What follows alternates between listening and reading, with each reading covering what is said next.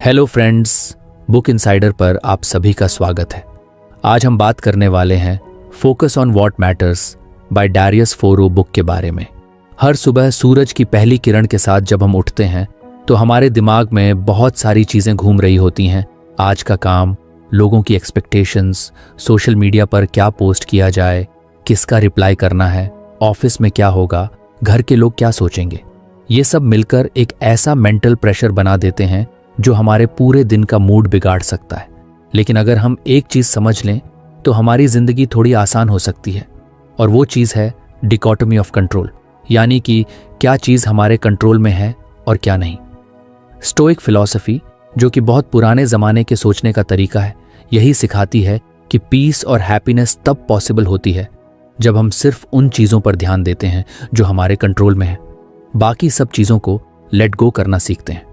इस कॉन्सेप्ट को समझाने के लिए डैरियस फोरो ने अपनी किताब की शुरुआत ही इसी थॉट से की है। उन्होंने इसे बहुत ही मॉडर्न और रिलेटेबल एग्जाम्पल से समझाया है जो आज के हर इंसान को कनेक्ट करता है। सोचिए, आप सोशल मीडिया पर कोई फोटो डालते हैं। अब आप पूरी उम्मीद रखते हैं कि लोग लाइक करेंगे, अच्छे कमेंट्स देंगे। लेकिन अगर किसी ने कुछ बुरा कह दिया या फिर लोगों ने इग्नोर कर दिया तो आपको कैसा फील होता है? Sad, angry, demotivated. लेकिन थोड़ा रुकिए और सोचिए, क्या दूसरों की रिएक्शन आपके कंट्रोल में है? नहीं ना। आपके कंट्रोल में सिर्फ ये था कि आपने क्या फोटो डाली, किस इंटेंशन से डाली, और आप खुद उसके बारे में क्या सोचते हैं। बाकी सब लोगों की सोच, उनका टाइम, उनकी फीलिंग्स, ये सब एक्सटर्नल है। और जब हम इन चीज़ों से अपने पीस को जोड़ देते हैं तो हम अपनी खुशी खुद ही दूसरों के हाथों में दे देते हैं। फोरो बताते हैं कि अगर हमें इनर पीस चाहिए तो हमें यह समझना होगा कि हमें सिर्फ अपने एक्शंस पर फोकस करना है, उनके रिजल्ट्स पर नहीं। मतलब अगर आप किसी जॉब इंटरव्यू के लिए प्रिपरेशन कर रहे हैं तो आपका फोकस सिर्फ इस बात पर होना चाहिए कि आपने अच्छे से तैयारी की या नहीं, आपने ऑनेस्टली एफर्ट किया या नहीं, जॉब मिलती है या नहीं वो आपके हाथ में नहीं है। कंपनी की ज़रूरत, बाकी कैंडिडेट्स का लेवल, इंटरव्यूअर का मूड, ये सब ऐसे फैक्टर्स हैं जो अनकंट्रोलेबल हैं। हम अक्सर इसी वजह से परेशान होते हैं कि हम चीज़ों को कंट्रोल करना चाहते हैं जो कभी हमारे हाथ में थी ही नहीं। किसी ने रिप्लाई नहीं किया, किसी ने इग्नोर कर दिया, प्रमोशन नहीं मिला, बारिश हो गई, ट्रैफिक लग गया, इन सब चीज़ों को लेकर हम अननेसेसरीली अपसेट हो जाते हैं। लेकिन अगर हम स्टोइक्स की तरह सोचें तो हम समझ सकते हैं कि हमारी एनर्जी सिर्फ उन्हीं चीज़ों पर लगनी चाहिए जो हम बदल सकते हैं। ये फिलॉसफी सिर्फ बड़े बड़े डिसीजंस में नहीं, छोटे छोटे डेली सिचुएशंस में भी बहुत काम आती है। जैसे कि किसी ने आपकी बात काट दी, या आपके काम की तारीफ नहीं की, या किसी ने गलत तरीके से ट्रीट किया। इन सब में आप सिर्फ एक चीज़ कंट्रोल कर सकते हैं, और वो है आपकी रिएक्शन। आप गुस्सा करेंगे या काल्मली हैंडल करेंगे, ये पूरी तरह आपके हाथ में है।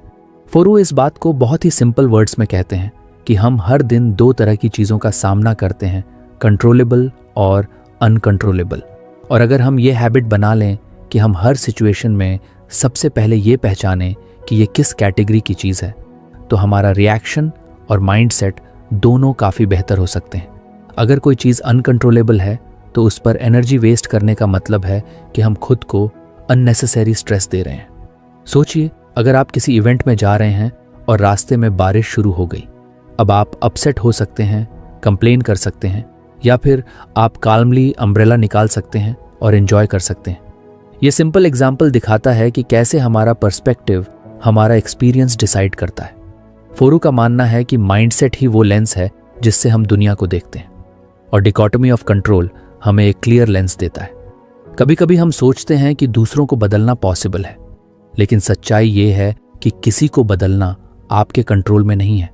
आप सिर्फ अपनी बाउंड्रीज बना सकते हैं, अपनी एक्सपेक्टेशंस क्लियर रख सकते हैं, और खुद को उस तरह से बिहेव करने के लिए ट्रेन कर सकते हैं जैसे आप चाहते हैं कि दूसरों से आपको रिस्पेक्ट मिले। जब आप खुद को बदलते हैं तो इनडायरेक्टली सिचुएशंस भी आपके फेवर में आने लगती हैं। एक और इंटरेस्टिंग बात यह है कि जब आप सिर्फ अपने कंट्रोलेबल एक्शंस पर फोकस करते हैं तो आपके अंदर एक अलग ही कॉन्फिडेंस आने लगता है, क्योंकि तब आप हर रिजल्ट को एक लर्निंग अपॉर्चुनिटी की तरह देखने लगते हैं, ना कि फेलियर की तरह। फोरो बताते हैं कि जब उन्होंने ये कॉन्सेप्ट समझा तब उन्हें एहसास हुआ कि बहुत सी चीज़ों से डरना बेकार था, जैसे कि रिजेक्शन, क्रिटिसिज्म, या अनसर्टेनिटी, क्योंकि वो सब उनके कंट्रोल में थी ही नहीं तो डरने का कोई मतलब नहीं था। करियर अनसर्टेनिटी आजकल हर किसी को फेस करनी पड़ती है। कोई जॉब चला जाता है, कोई सैलरी से खुश नहीं है, किसी को अपने काम में पर्पस नहीं मिल रहा। लेकिन अगर हम इस अनसर्टेनिटी को इस नज़र से देखें कि ये हमारे कंट्रोल से बाहर है, तो हम उसे एक्सेप्ट करना सीख सकते हैं और फिर अपने एफर्ट को उस डायरेक्शन में लगाना शुरू कर सकते हैं जो हमारे कंट्रोल में हो, जैसे न्यू स्किल्स सीखना, नेटवर्किंग करना, प्रोजेक्ट्स में खुद को प्रूव करना। इसी तरह से सोशल मीडिया का प्रेशर, किसी और की जिंदगी देखकर खुद को कम समझना। अगर आपको हमारी फ्री समरी अच्छी लगती है तो आप हमारे चैनल को सब्सक्राइब कर सकते हैं, हमारी मेंबरशिप खरीद सकते हैं या हमें यूपीआई के थ्रू सपोर्ट कर सकते हैं। अब समरी पर वापस चलते हैं। दूसरों की अचीवमेंट्स देखकर इनसिक्योर फील करना, ये सब तब तक होता है जब तक हम ये नहीं समझते कि वो सब हमारे कंट्रोल में नहीं है। हम बस अपनी लाइफ ऑनेस्टली जी सकते हैं। और जब हम खुद के एक्शंस, हैबिट्स और थॉट्स पर फोकस करते हैं तो कंपैरिजन खुद ही फेड हो जाता है। फोरू कहते हैं कि जब आप समझ जाते हैं कि पीस तब पॉसिबल है जब आप कंट्रोल छोड़ना सीखते हैं, तब आपकी जिंदगी एक अलग ही डायरेक्शन में चलने लगती है। आप ज्यादा रिलैक्स्ड, फोकस्ड और प्रेजेंट हो जाते हैं, क्योंकि अब आप हर मोमेंट को एक्सेप्टेंस के साथ जीते हैं, ना कि रेजिस्टेंस के साथ। ये कॉन्सेप्ट हमें सिखाता है कि स्ट्रेस को हैंडल करने का सबसे आसान तरीका है डिटैच फ्रॉम आउटकम और अटैच टू प्रोसेस। जब हम प्रोसेस पर ध्यान देते हैं तो हम ग्रो करते हैं, सीखते हैं और मैच्योर होते हैं, और यही रियल सक्सेस है। हर दिन जब आप किसी सिचुएशन का सामना करें तो बस एक सिंपल सवाल खुद से पूछिए, क्या ये मेरे कंट्रोल में है? अगर हाँ तो एक्शन लीजिए, अगर नहीं तो लेट इट गो। धीरे धीरे ये प्रैक्टिस आपकी आदत बन जाएगी और आपकी लाइफ में क्लैरिटी और काल्मनेस आ जाएगी। इस तरह स्टोइक फिलॉसफी और डैरियस फोरू की सिंपल येट पावरफुल एक्सप्लेनेशन हमें एक ऐसा माइंडसेट देती है जो आज के तेज और कंफ्यूज्ड वर्ल्ड में बहुत ज़रूरी है। पीस जो हम बाहर ढूंढते हैं वो अंदर से आती है, और उसका रास्ता यही है कंट्रोल को समझना और उसे सही तरीके से अप्लाई करना। अगर आप ये फिलॉसफी अपनाते हैं तो शायद प्रॉब्लम्स खत्म नहीं होंगी, लेकिन उनका असर ज़रूर कम हो जाएगा। और यही तो हम सब चाहते हैं, एक पीसफुल, क्लियर और फुलफिलिंग लाइफ। जब हम जिंदगी के बारे में गहराई से सोचते हैं तो हमें एहसास होता है कि बहुत सारी परेशानियां हमारे बाहर नहीं, हमारे अंदर से आती हैं। हम खुद को लेकर बहुत कुछ सोचते हैं, बार बार सोचते हैं, डरते हैं, खुद को प्रूव करने की कोशिश करते हैं, लोगों से वैलिडेशन मांगते हैं और फिर भी खुद से कभी खुश नहीं हो पाते। इन्हीं इमोशंस और थॉट्स को समझने का एक तरीका है स्लो डाउन करना, बैठकर अपने मन से बात करना, यानी एक तरह का सेल्फ मेडिटेशन। और यही काम करती हैं वो चिट्ठियाँ, हर एक लेटर जैसे एक छोटा सा मेडिटेशन हो। इस किताब में हर लेटर 2 से 4 पेज की होती है, लेकिन उसके अंदर जो बात कही जाती है वो सीधे दिल और दिमाग तक पहुंचती है। हर लेटर किसी एक खास थीम पर बेस्ड होती है, जैसे fear, overthinking, comparison, chasing validation या फिर लेटिंग गो। और क्योंकि ये छोटी छोटी रिफ्लेक्शंस होती हैं, इसलिए इन्हें पढ़ना आसान होता है और बार बार पढ़ने का मन करता है। ऐसा लगता है जैसे कोई अपना दोस्त हमें समझा रहा हो, या शायद हम खुद अपने दिल की बातों को कागज पर पढ़ रहे हों। हर लेटर एक सवाल उठाती है और फिर धीरे धीरे उस सवाल का जवाब ढूंढती है, लेकिन वो जवाब हमें खुद के अंदर ही मिलता है। जैसे कि एक लेटर में फियर की बात होती है। हम सभी किसी ना किसी डर से जूझ रहे होते हैं, कभी फेलियर का डर, कभी रिजेक्शन का, कभी अकेले रह जाने का। लेकिन इस लेटर में बताया गया है कि डर को अवॉइड करने से ज़्यादा इम्पॉर्टेंट है उसको समझना और उसका सामना करना। ये डर हमें कुछ सिखाने आया है, ना कि हमें रोकने। जब हम डर के साथ बैठते हैं, उसे पूछते हैं कि तू मुझे क्या दिखाना चाहता है, तो हमें क्लैरिटी मिलने लगती है। फिर एक दूसरी लेटर में ओवरथिंकिंग की बात होती है। ये बहुत रिलेटेबल है, क्योंकि हम सब किसी ना किसी बात को बार बार सोचते हैं। किसी ने कुछ कह दिया, कोई सिचुएशन वैसी नहीं रही जैसी हमने सोची थी, या फिर हम फ्यूचर को लेकर एंग्शियस हो जाते हैं। ये लेटर हमें सिखाती है कि सोचते रहना सॉल्यूशन नहीं लाता, बल्कि और कन्फ्यूजन क्रिएट करता है। जब हम ओवरथिंकिंग में फंस जाते हैं तो हम प्रेजेंट मोमेंट से डिस्कनेक्ट हो जाते हैं। ये लेटर हमें ग्राउंडेड होने का तरीका सिखाती है। ब्रीथ करो, पॉज करो और ट्रस्ट करो कि जो होना है वो होगा।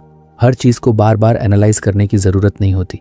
एक और पावरफुल लेटर होती है वैलिडेशन के बारे में। हम सब किसी ना किसी तरह से लोगों से अप्रूवल चाहते हैं, चाहे वो सोशल मीडिया पर लाइक्स हों या रियल लाइफ में तारीफें। हम अपनी वर्थ को दूसरों के रिएक्शन से मेजर करने लगते हैं। लेकिन ये लेटर एक जेंटल रिमाइंडर देती है कि हमारी वैल्यू पहले से है, हमें उसे साबित करने की ज़रूरत नहीं है। जब हम दूसरों की नज़रों में परफेक्ट बनने की कोशिश करते हैं तो हम खुद से दूर हो जाते हैं। लेकिन जब हम खुद से जुड़ते हैं तो वैलिडेशन की ज़रूरत धीरे धीरे कम होने लगती है। ये लेटर पढ़कर ऐसा लगता है जैसे किसी ने हमारे दिल की बात कह दी हो। इन लेटर्स की सबसे खूबसूरत बात यह है कि ये बहुत सिंपल भाषा में लिखी गई है। ऐसा नहीं लगता कि कोई बहुत हैवी फिलॉसफी पढ़ रहे हैं, बल्कि ऐसा लगता है जैसे एक दोस्त ने हमें एक ऑनेस्ट चिट्ठी लिखी है जो हमें सच के थोड़े करीब ले जा रही है। हर लाइन में एक ऑनेस्टी होती है, एक सॉफ्टनेस होती है, और शायद इसीलिए ये लेटर्स इतनी कनेक्ट करती हैं। हर लेटर के बाद मन करता है कि थोड़ा रुकें, सोचें और उस थॉट को अपने अंदर अब्जॉर्ब करें। ये लेटर्स कोई क्विक फिक्स या मोटिवेशन स्पीच नहीं है। ये धीरे धीरे असर करती हैं, जैसे हल्की बारिश ज़मीन को गहराई तक भिगो देती है। इन्हें पढ़ते हुए लगता है कि हमें हर आंसर अभी नहीं चाहिए, बस हमें ये जानना है कि हम अकेले नहीं हैं और हम धीरे धीरे ग्रो कर सकते हैं। इस फॉर्मेट की एक खास बात यह है कि ये रिपीटेबल है। आप आज कोई लेटर पढ़ें, फिर एक हफ्ते बाद दोबारा उसी लेटर को पढ़ें तो उसका मीनिंग और भी गहरा लगता है, क्योंकि हर बार हम किसी न्यू थॉट या फीलिंग के साथ उस लेटर को देखते हैं। जैसे कि मेडिटेशन में हम रोज वही ब्रेथ ऑब्जर्व करते हैं, लेकिन हर दिन उसका एक्सपीरियंस अलग होता है, वैसे ही ये लेटर्स भी हर बार नए मीनिंग ले आती हैं। इन चिट्ठियों को पढ़ना एक तरह से खुद के साथ कॉन्वर्सेशन करने जैसा है। जब हम किसी लेटर को पढ़ते हैं तो वो हमारे अंदर कुछ अनलॉक करती है, कभी पुरानी यादें, कभी कोई बेरिड फीलिंग, कभी कोई क्लैरिटी, और उस मोमेंट में हम थोड़ा सा खुद को बेटर समझ पाते हैं। और शायद यही सबसे बड़ा गिफ्ट है खुद से जुड़ने की एबिलिटी। कुछ लेटर्स थोड़ी रॉ होती हैं, जैसे ग्रीफ या लोनलीनेस पर लिखी गई, लेकिन ये दर्द भी बेहद ऑथेंटिक तरीके से शेयर किया गया है। ऐसा नहीं लगता कि हमें बस स्ट्रांग बनो या पॉजिटिव सोचो कहा जा रहा है, बल्कि ये लेटर्स हमें अलाउ करती हैं कि हम अपने इमोशंस को एक्सेप्ट करें, उनके साथ बैठें और धीरे धीरे हीलिंग की तरफ बढ़ें। इन लेटर्स को किसी भी ऑर्डर में पढ़ा जा सकता है। कोई रूल नहीं है कि किसे पहले पढ़ना है। जिस दिन जैसा फील हो रहा है वैसी लेटर उठा लो। ये फ्रीडम भी बहुत सूदिंग लगती है, क्योंकि ये हमें याद दिलाती है कि हीलिंग और ग्रोथ लीनियर नहीं होते। कभी कभी हमें पीछे जाना पड़ता है ताकि आगे बढ़ने की स्ट्रेंथ मिले। हर लेटर एक जेंटल पॉज है। ये हमें तेज दुनिया की भाग दौड़ से थोड़ा ब्रेक देती है। ये सिखाती हैं कि हर आंसर जल्दबाजी में नहीं मिलता।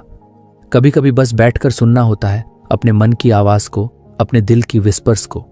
और इन लेटर्स में वो शांत आवाज मिलती है जो कहती है, it's okay, you are doing fine, just breathe.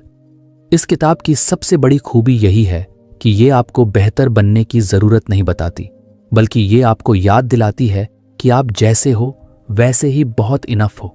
इसमें कोई परफॉर्मेंस नहीं है, कोई जजमेंट नहीं है, सिर्फ एक्सेप्टेंस है। और शायद आज की दुनिया में ये सबसे ज्यादा जरूरी है। हर लेटर एक गिफ्ट है, माइंड के लिए, हार्ट के लिए और सोल के लिए। और जब आप इसे पढ़ते हैं तो ये एक्सपीरियंस सिर्फ एक किताब पढ़ने का नहीं होता, बल्कि एक जर्नी का होता है। ऐसी जर्नी जो बाहर की नहीं, अंदर की होती है। और यही जर्नी सबसे खूबसूरत होती है। अगर आप कभी कंफ्यूज्ड महसूस कर रहे हो, लो फील कर रहे हो, या बस खुद के साथ थोड़ा वक्त बिताना चाहते हो, तो इन लेटर्स की तरफ लौट आइए। ये आपको धीरे धीरे उस वर्जन की ओर ले जाएंगी जो आप हमेशा से थे, बस भूल गए थे। और हर बार आपको याद दिलाएंगी कि क्लैरिटी, पीस और सेल्फ लव बाहर नहीं, आपके ही अंदर है। आज की दुनिया में हम सबको एक चीज लगातार खींच रही है, डिस्ट्रैक्शन। हर तरफ से नोटिफिकेशंस आ रही हैं, हर पल कुछ ना कुछ नया दिख रहा है, और हमारा माइंड एक जगह टिक ही नहीं पाता। हम कुछ करने बैठते हैं और कुछ ही मिनट में फोन उठाते हैं, स्क्रॉल करते हैं, फिर भूल जाते हैं कि असल में करना क्या था। यही है वो डिजिटल नॉइज जिसके बारे में डैरियस फोरू बात करते हैं। उनके मुताबिक ये नॉइज बस आवाज नहीं है, ये हमारी क्लैरिटी, फोकस और अल्टीमेटली हमारी जिंदगी को क्वाइटली खा रही है। फोरू कहते हैं कि हमारी अटेंशन सबसे कीमती चीज़ है। ये कोई ओवर स्टेटमेंट नहीं है, क्योंकि जो भी हम अचीव करते हैं वो हमारी अटेंशन के यूज़ पर ही डिपेंड करता है। चाहे वो लर्निंग हो, रिलेशनशिप्स हो, करियर गोल्स हो या सेल्फ ग्रोथ, हर चीज़ के लिए सबसे पहले हमें अपना ध्यान देना होता है। लेकिन जब ध्यान ही बंटा हुआ हो, जब हर 2 मिनट में हम किसी दूसरे टैब पर चले जाते हैं, जब हर बीप पर हमारा माइंड वॉन्डर कर जाता है, तो हम किसी भी चीज़ में गहराई से कनेक्ट नहीं हो पाते। सोचो, जब हम किसी दोस्त से बात कर रहे होते हैं और बीच में फ़ोन चेक करते हैं, तो ना हम उस दोस्त को पूरी तरह सुन पा रहे होते हैं और ना ही उस कनेक्शन को ट्रूली महसूस कर पाते हैं। वैसे ही जब हम कोई किताब पढ़ रहे होते हैं या कोई काम कर रहे होते हैं और माइंड बार बार किसी दूसरे थॉट या अलर्ट की तरफ भाग रहा होता है, तो वो मोमेंट धीरे धीरे खो जाता है। ये डिस्ट्रैक्शन सिर्फ टाइम नहीं खाता, ये हमारे अंदर की शांति, क्रिएटिविटी और सेटिस्फैक्शन को भी साइलेंटली खत्म कर रहा होता है।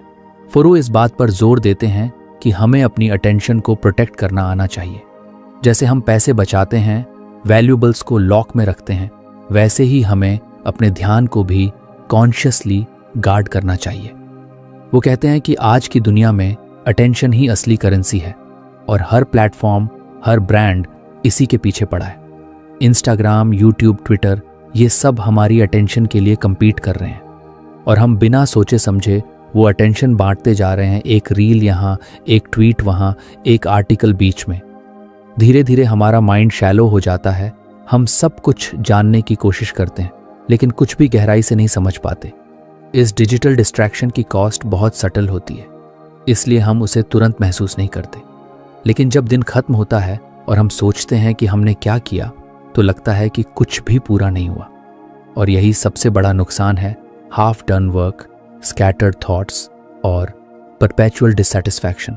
फोरू कहते हैं कि इस साइकिल को तोड़ने का पहला स्टेप है अवेयरनेस। हमें यह समझना होगा कि क्या डिस्ट्रैक्ट कर रहा है और क्यों।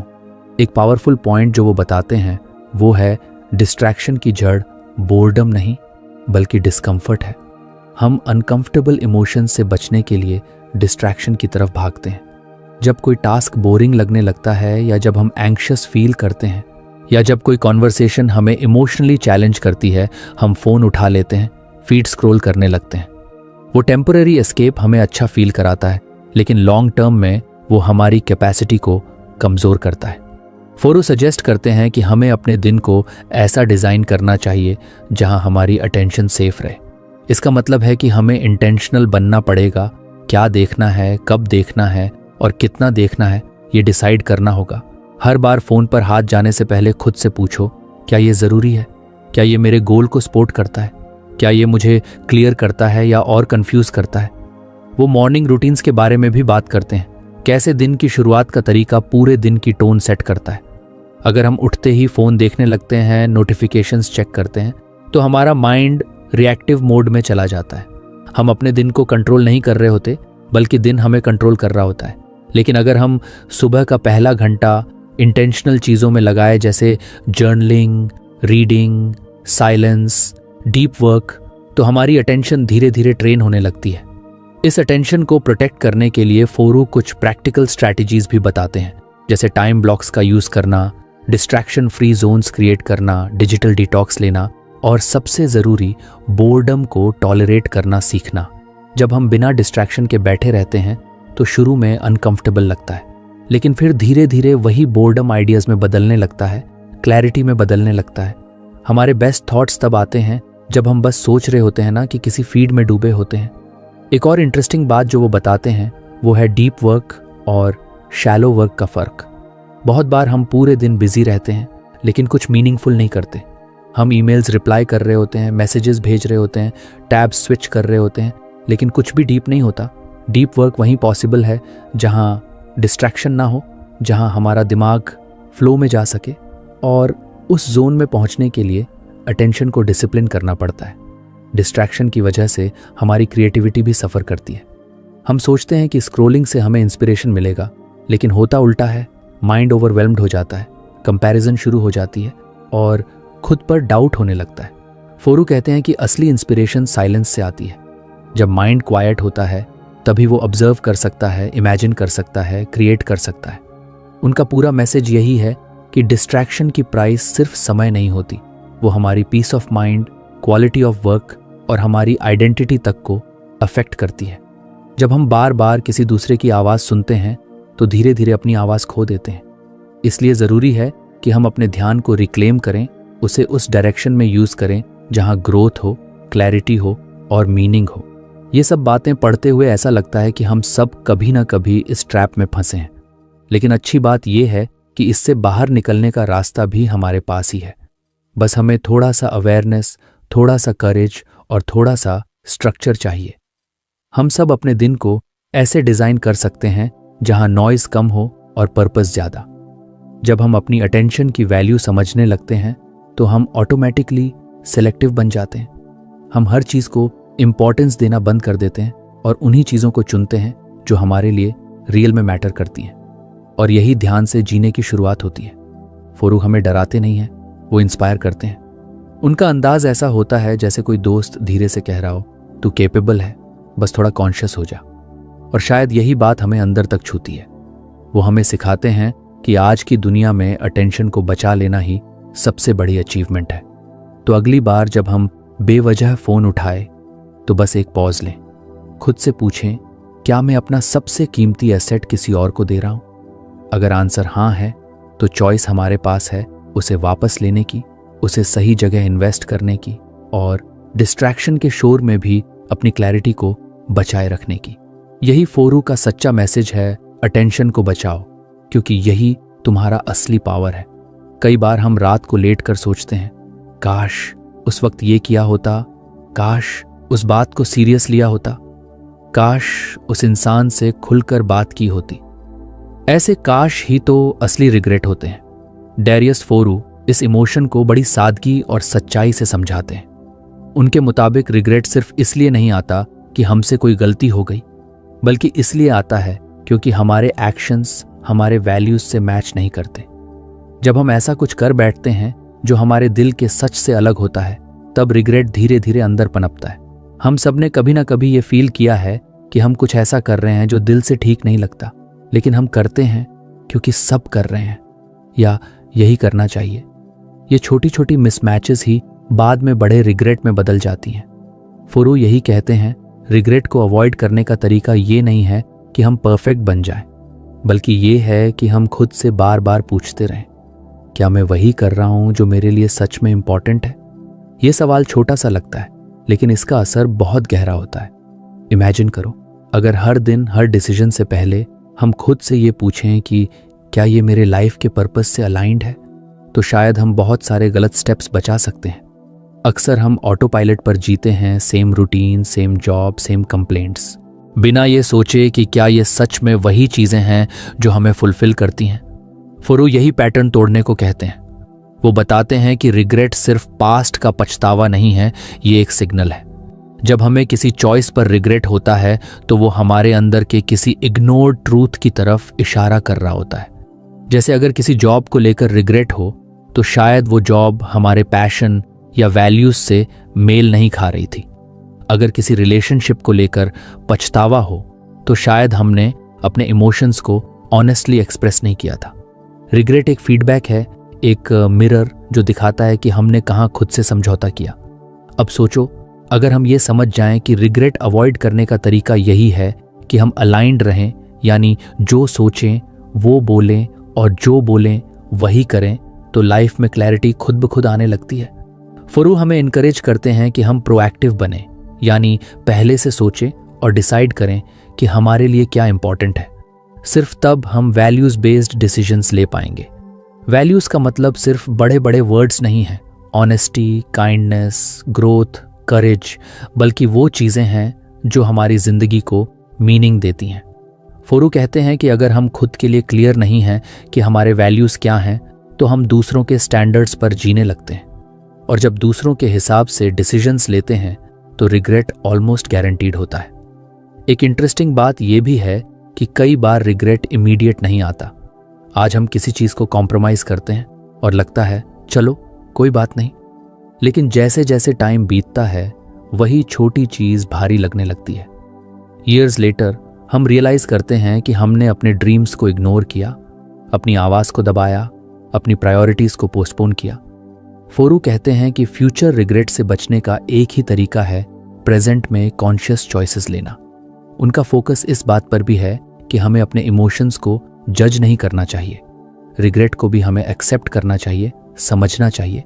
वो कहते हैं कि रिग्रेट को गिल्ट में बदलना जरूरी नहीं है, इंस्टेड उसे एक गाइड की तरह देखो जो तुम्हें बताता है कि तुम्हें अब क्या बदलना है। ये शिफ्ट बहुत पावरफुल होता है जब हम रिग्रेट को सेल्फ ब्लेम की जगह सेल्फ ग्रोथ के लिए यूज करते हैं। एक और लेयर जो फोरू इस डिस्कशन में जोड़ते हैं वो है टाइम की इंपॉर्टेंस। टाइम वो रिसोर्स है जो सबसे जल्दी खत्म होता है, और रिग्रेट का सबसे बड़ा कारण यही होता है कि हम सोचते हैं मेरे पास और टाइम होता तो मैं, लेकिन सच ये है कि टाइम हमेशा लिमिटेड रहेगा। इसलिए हमें आज ही ये क्लैरिटी चाहिए कि हम अपना समय कहाँ इन्वेस्ट कर रहे हैं। क्या वो काम जो हम रोज कर रहे हैं वो हमारे फ्यूचर सेल्फ को प्राउड फील कराएगा? यहाँ पर फोरू बार बार ये अर्ज करते हैं कि अपने एक्शंस को कॉन्शियसली ऑब्जर्व करो। क्या हम अपने लाइफ डिसीजंस अपने डर से ड्रिवन होकर ले रहे हैं या अपनी वैल्यूज से? क्या हम वैलिडेशन के लिए किसी और की लाइफ जी रहे हैं या अपनी सच्ची इच्छाओं को फॉलो कर रहे हैं? जब हम खुद से ये सवाल पूछते हैं तो धीरे धीरे हमारी चॉइसेस क्लियर होने लगती हैं। अब ये मत समझो कि फोरू किसी आइडियलिस्टिक वर्ल्ड की बात कर रहे हैं जहां कोई प्रॉब्लम नहीं होती। वो खुद कहते हैं कि रियल वर्ल्ड में कभी कभी हमें कॉम्प्रोमाइज करना ही पड़ता है, लेकिन ये समझना जरूरी है कि वो कॉम्प्रोमाइज हमारे किस वैल्यू से कॉन्फ्लिक्ट करता है। अगर हमें समझ है तो रिग्रेट नहीं होता क्योंकि हमने कॉन्शियस डिसीजन लिया होता है। कई बार हम सोचते हैं कि रिग्रेट से बचना है तो बस रिस्क मत लो, लेकिन फोरू इसे गलत मानते हैं। उनके अनुसार सबसे बड़ा रिग्रेट वही होता है जो हम कभी ट्राई ही नहीं करते। किसी ड्रीम को पूरी तरह जीने से डरना, किसी रिलेशनशिप में वल्नरेबिलिटी ना दिखाना, किसी टैलेंट को सप्रेस करना, ये सब साइलेंट रिग्रेट्स बन जाते हैं। इसलिए वो कहते हैं लाइव बोल्डली बट वाइजली। अपने हार्ट की सुनो लेकिन दिमाग से चलो, एक्शन लो लेकिन वैल्यूज से अलाइंड रहकर। ये सारी बातें बड़ी रियल और रिलेटेबल लगती हैं क्योंकि हम सब कभी ना कभी उस मोड़ पर होते हैं जहां दो रास्ते होते हैं, एक आसान पर बिना पर्पस वाला और एक मुश्किल लेकिन मीनिंग से भरा हुआ। फोरू यही कहते हैं चूज द सेकंड वन, क्योंकि वही रिग्रेट फ्री लाइफ की शुरुआत होती है। अगर आप किसी क्रॉस रोड पर हो, किसी कंफ्यूजन में हो कि क्या करना सही है, तो बस एक सवाल खुद से पूछो, क्या ये मेरे लिए सच में मायने रखता है? ये सवाल एक कंपास की तरह है। ये आपको डायरेक्शन देगा जब माइंड कंफ्यूज्ड हो, जब वर्ल्ड लाउड हो, और यही डायरेक्शन आपको उन रिग्रेट्स से बचाएगी जो दिल में सालों तक चुभते रहते हैं। फोरू की बातों से ये साफ होता है कि रिग्रेट कोई एनिमी नहीं है, ये एक टीचर है। लेकिन उससे सीखने के लिए हमें सुनना आना चाहिए, रुकना आना चाहिए और पूछना आना चाहिए, क्या मैं वो कर रहा हूं जो मुझे सच में करना चाहिए? अगर हम रोज थोड़ी देर रुक कर ये सवाल पूछें तो शायद हमारी जिंदगी रिग्रेट फ्री नहीं तो कम से कम रिग्रेट अवेयर जरूर हो सकती है। आखिर में बात वही है, एक मीनिंगफुल लाइफ जीने के लिए क्लैरिटी चाहिए, करेज चाहिए और कंसिस्टेंसी चाहिए। क्लैरिटी की क्या इंपॉर्टेंट है, करेज उस रास्ते पर चलने की और कंसिस्टेंसी उस ट्रूथ को हर दिन जीने की। और जब ये तीनों मिल जाते हैं तो रिग्रेट की जगह सेटिस्फैक्शन, गिल्ट की जगह ग्रोथ और कंफ्यूजन की जगह पर्पस आ जाता है। यही तो असली विन है। यही फोरू का मैसेज है, अपने एक्शंस को अपने वैल्यूज से मैच करो और देखो कैसे जिंदगी रिग्रेट से फ्री और मीनिंग से फुल हो जाती है। डर एक ऐसा वर्ड जो सुनते ही दिल थोड़ा सिमट जाता है। हर किसी की जिंदगी में कोई ना कोई डर होता ही है। किसी को फेलियर का डर, किसी को रिजेक्शन का, किसी को अकेलेपन का, तो किसी को बदलाव का। लेकिन डारियस फोरू इस डर को कुछ अलग नजर से देखने को कहते हैं। उनके अनुसार डर हमारा दुश्मन नहीं है, बल्कि एक गाइड है, एक सिग्नल जो बताता है कि कहां हमें करेज की जरूरत है। स्टोइक फिलॉसफी भी यही सिखाती है कि डर को खत्म करने की कोशिश मत करो, बल्कि उसे समझो, ऑब्जर्व करो और यूज करो। जब भी हम कोई नया कदम लेने की सोचते हैं तो सबसे पहले जो सामने आता है वो डर ही होता है। नया काम शुरू करना हो, किसी से दिल की बात कहना हो, कोई बोल्ड डिसीजन लेना हो, हर जगह डर आड़े आता है। फोरू मानते हैं कि इस डर से भागने की बजाय हमें खुद से ये पूछना चाहिए, इस डर के पीछे क्या अपॉर्चुनिटी छुपी है? क्योंकि डर वहीं आता है जहां कुछ मीनिंगफुल होता है। जहां कुछ बड़ा हो सकता है, जहां ग्रोथ की पोटेंशियल होती है। सोचो, अगर किसी इंसान को स्टेज पर बोलने में डर लगता है तो शायद वहीं उसकी ग्रोथ है, क्योंकि वहां उसका सेल्फ एक्सप्रेशन है। अगर किसी को जॉब छोड़कर अपना काम शुरू करने में डर लग रहा है तो शायद वहां उसकी फ्रीडम छुपी है। डर हमें बताता है कि कहाँ हम अपनी कंफर्ट जोन से बाहर निकलने वाले हैं, और कंफर्ट जोन से बाहर निकलना ही तो करेज का असली मतलब होता है। फोरू इस बात पर जोर देते हैं कि डर को सप्रेस करने की जरूरत नहीं है। स्टोइसिज्म का नजरिया ये नहीं है कि मैं फियरलेस बन जाऊं, बल्कि ये है कि मैं डर को फेस करूं और फिर भी सही काम करूं। स्टोइक्स मानते हैं कि फियर एक नेचुरल इमोशन है। ये हमें अलर्ट करता है, प्रिपेयर करता है, लेकिन ये हमें रोकना नहीं चाहिए। बल्कि जब डर आता है तो वो एक सिग्नल है कि अभी हमें थोड़ी एक्स्ट्रा स्ट्रेंथ, थोड़ी एक्स्ट्रा क्लैरिटी और थोड़ी एक्स्ट्रा फेथ की ज़रूरत है। कई बार हम डर को ओवरथिंक करके बहुत बड़ा बना देते हैं। हम खुद को फ्यूचर के ऐसे सिनारियोज दिखाने लगते हैं जो अभी एग्जिस्ट भी नहीं करते। फोरू कहते हैं कि ज़्यादातर डर इमेजिनेशन से आते हैं, रियलिटी से नहीं। और जब हम ये रिकॉग्नाइज कर लेते हैं कि डर सिर्फ हमारे माइंड में बना हुआ एक थॉट है, तो उस पर पावर कम होने लगती है। उदाहरण के लिए, एक इंसान जो किसी पब्लिक इवेंट में जाने से डरता है, वो खुद को पहले ही ये सोचकर थका देता है कि लोग क्या सोचेंगे। अगर मैं ऑकवर्ड बिहेव कर गया तो, अगर कोई मुझे जज करने लगा तो। लेकिन ये सब माइंड की स्टोरीज होती हैं। असली वर्ल्ड में लोग ज्यादातर बिजी होते हैं अपने ही थॉट्स में। ये अवेयरनेस ही डर की चेन को तोड़ती है।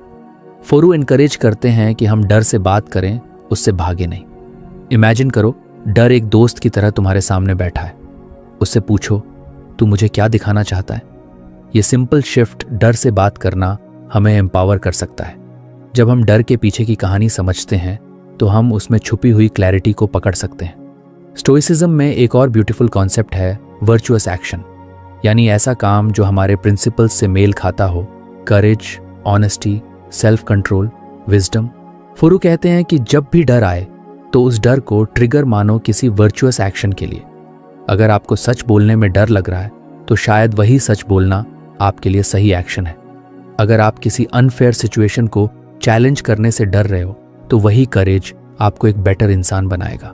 डर को जीतने की सबसे आसान और सच्ची टेक्निक यही है, एक्शन लेना। Fear paralyses but action frees. ये फोरू की फिलॉसफी का कोर है।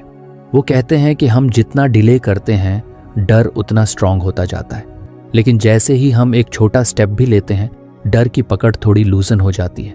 और यही छोटे स्टेप्स हमें लॉन्ग रन में फियरलेस नहीं बल्कि करेजफुल बनाते हैं। ये फर्क समझना जरूरी है। फियरलेस बनना मतलब डर ना होना, लेकिन करेजफुल बनना मतलब डर होते हुए भी आगे बढ़ना। फोरू यही सिखाते हैं कि ग्रेटनेस की जर्नी पर डर आना नॉर्मल है, बल्कि जरूरी है। अगर डर नहीं आएगा तो शायद वो रास्ता ही छोटा है। एक और पावरफुल पॉइंट जो फोरू बताते हैं वो ये है कि हमें अपने डर को कैटेगराइज करना चाहिए। हर डर इक्वल नहीं होता। कुछ डर लॉजिकल होते हैं, जैसे फायर से डरना या किसी हादसे से बचना, लेकिन कुछ डर प्योरली साइकोलॉजिकल होते हैं, जैसे किसी की ओपिनियन से डरना या फेलियर की कल्पना से डरना।